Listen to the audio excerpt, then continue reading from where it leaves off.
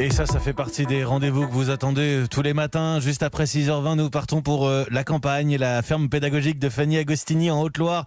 Bonjour Fanny. Bonjour Mathieu. Fanny, vous vouliez nous parler de graines exceptionnelles, des graines qui, contrairement à toutes les autres, ne se plantent pas dans la terre. Surtout pas. Là, il s'agit du kéfir qui ressemble effectivement à des graines, mais qui sont plutôt un agrégat de levures et de bactéries qui vivent en symbiose et qui forment de petits grains translucides. Et l'intérêt d'en avoir à la maison, c'est que vous pouvez vous préparer vous-même des boissons fermentées pétillantes, légèrement acidulées, très rafraîchissantes et en plus à l'infini. Alors allons-y, des grains de kéfir que l'on élève comme des petits animaux de compagnie dans un bocal ? Tout à fait Mathieu, en les nourrissant avec un petit peu de sucre, c'est comme ça que les grains vont travailler et se multiplier. C'est pour cela que l'on dit que le kéfir est une boisson vivante, un breuvage très ancien originaire du Caucase.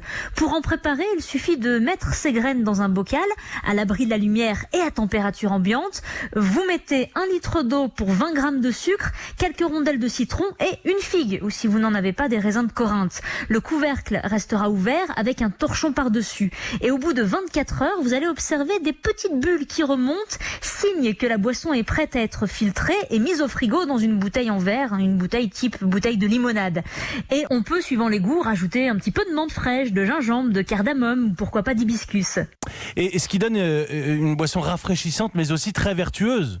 D'un point de vue santé, c'est vraiment l'idéal pour la digestion et pour booster son microbiote intestinal. On dit même que le kéfir viendrait renforcer nos défenses immunitaires.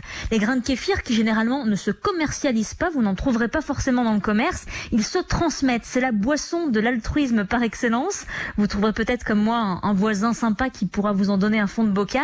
Ou sinon, par ces temps de confinement, sur Internet, des sites permettent de trouver des personnes qui en proposent et peuvent vous les envoyer par la poste gratuitement. Eh bien, écoutez, on va essayer. En tout cas, on apprend des choses tous les matins au contact de la nature. Pourquoi pas cette petite boisson à fabriquer à la maison. Merci beaucoup. C'est le rendez-vous à la ferme de Fanny Agostini à retrouver sur europe1.fr. Il est 6h20.